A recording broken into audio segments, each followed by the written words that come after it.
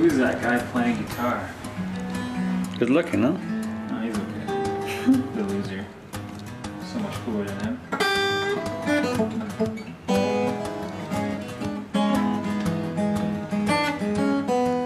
So I'm Iranian by blood, but I've never been there. I was born in Belarus during the revolution in '79. A few years afterwards, my parents fled Iran, claimed refuge in Belarus. We lived there for a year, I think, which is where I was born. Then we moved to Germany for 9 years, so that's where I really grew up. That's like my childhood.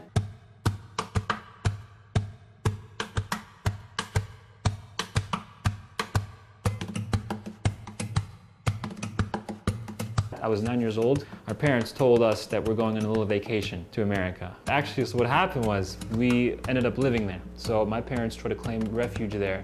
Our case was denied, unfortunately, for 9 years, so it was pending. So we were basically in limbo for 9 years. I remember it was December 2002, we got a letter from the government that said within 30 days you have to leave the country or be deported.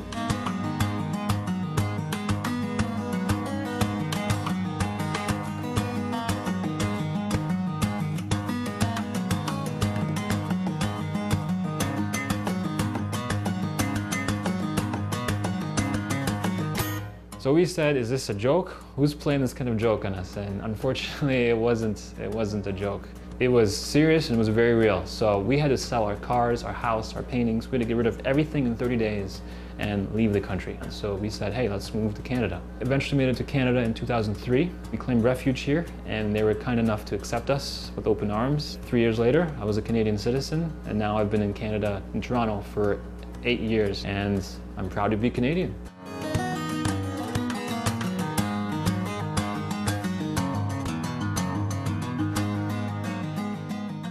I haven't perfected the instrument. I mean, I've done as much as I can in the 10 years that I've been playing. First thing, I guess, for me, the way I've been able to do it is not just thinking about music, but thinking about what I've been through as well, my history as well. So I've moved around my whole life to 4 or 5 different countries and about 20 different times by the time I was 18 years old. So by that time, I had a lot of experience that I could just translate into music. I was able to do that very easily and efficiently.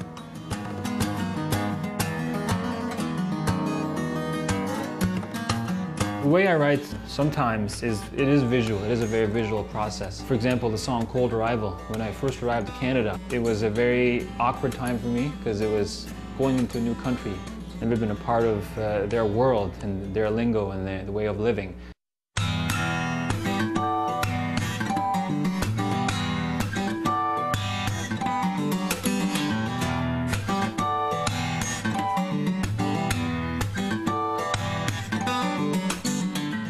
For me, that song, Cold Arrival, was really about me arriving to a place. I could just visualize it from like how a director would kind of visualize a shot.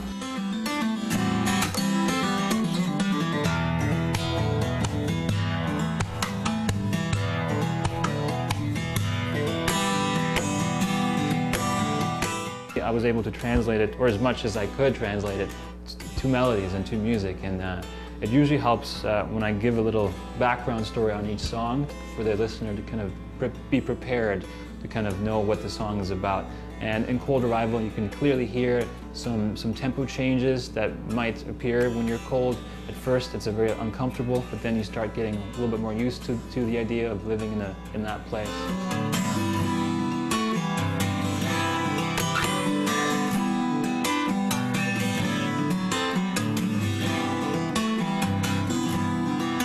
It's that tension that's in between these tempo changes that kind of hopefully will get the listener to think, oh, I can just picture myself going to Canada now and being completely unwelcome. The tempo changes, the keys and everything has a lot to do with how you perceive emotion, how you feel it, right? So that's kind of the most important thing for me as an instrumentalist to be able to convey to the listener.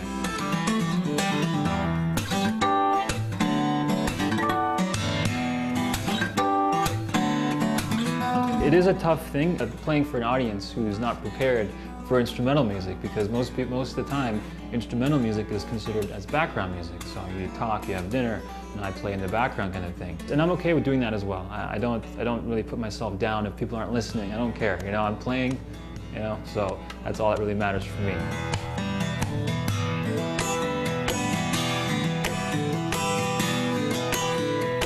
luckily there is a big market for this kind of guitar playing. So thankfully I'm finding my way into that market, into that niche market. And there's actually a lot of guitarists who play like this, who play this style, and it is a pretty big market. You'd be surprised if you go on YouTube or anywhere and look up fingerstyle guitarists. You'll find lots and lots of players.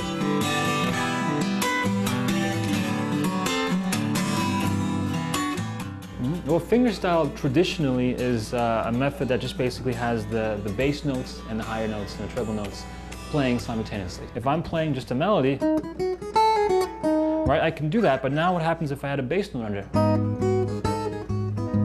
Right, so just by adding these simple things such as a simple bass note will really give it that life, right? So that's what fingerstyle really is. But I've taken it to the next level, I think, and added some new techniques such as percussive techniques.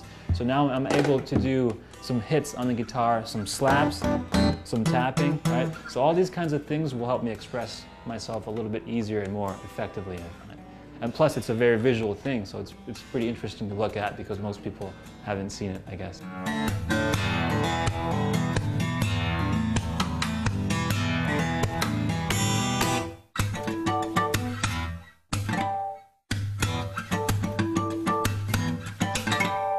Justin King has been a pretty big influence at the very beginning. Stan Ross has also really helped me. He was the person who actually, well, when I saw him play, I saw him use a thumb pick like this, and I actually borrowed that tool from him, and then I said, hey, I can use this. This just basically will make the bass note a little clearer and cleaner, right? So that's why I use this for this style.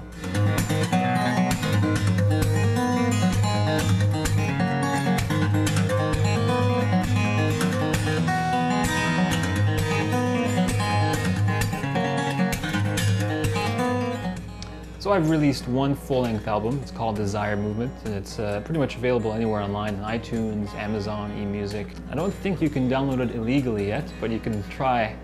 I haven't quite broken into that market just yet.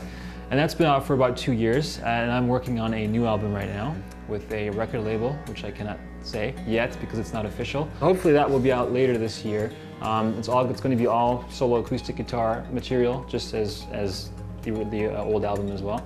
You can also find my music on YouTube as well. So YouTube has been great to me. I've been getting a huge amount of followers to follow me and be loyal to my music, which is great. And I got about 20 videos of this style.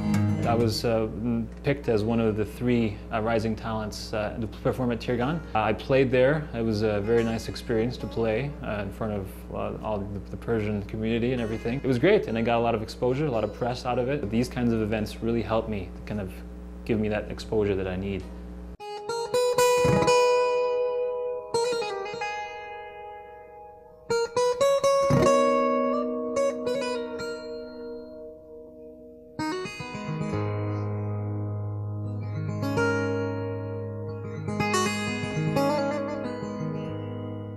Being Iranian, I think, is good for me. It's been great for my music because I grew up with my dad playing violin, Persian violin, like traditional violin, all the time. Slowly, when you're growing up with this kind of music, you start to develop an ear for this kind of music. He was kind enough to always teach me, show me things, how to do the scales and the ornaments of Persian scales, the modes of it. So he was kind enough to kind of show me some tricks here and there. So if you listen closely to some of my music, you will hear some of the Persian influence in my music as well. So that's why my music is such a fusion. It blends all different forms of music together.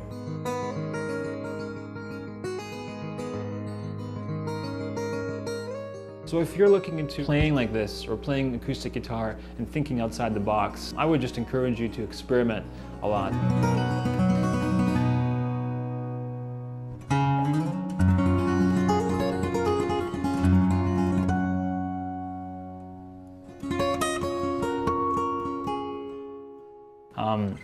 A lot of what I did was look at other people's music, watch how they play, and try to copy the exact same thing that they were doing and apply it to myself. Oftentimes I would kind of put my own spin on it, my own perspective. And if you do this enough times, I find that you really start to develop your own voice, your way, your method of teaching yourself. Because I've been doing it for so long now, it just becomes very natural.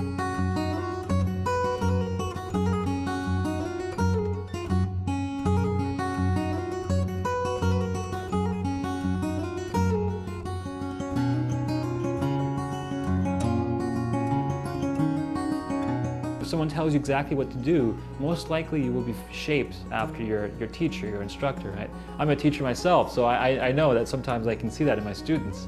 But I try to always step back a little bit. I give them the tools, and then they will do what they want with it. So it's not my job to tell them exactly what to do.